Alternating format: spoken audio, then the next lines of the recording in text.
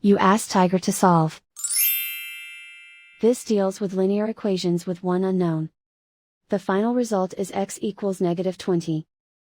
Let's solve it step by step. Group all constants on the right side of the equation. Add 1 to both sides.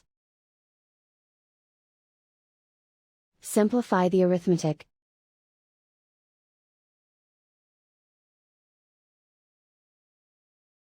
Isolate the x. Multiply both sides by inverse fraction 4 over -3. Move the negative sign from the denominator to the numerator. Group like terms.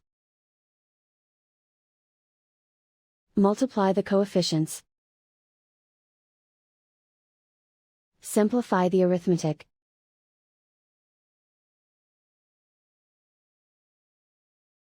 Move the negative sign from the denominator to the numerator.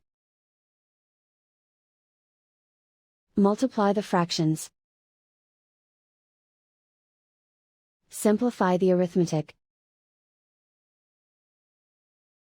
And so the final result is x equals -20.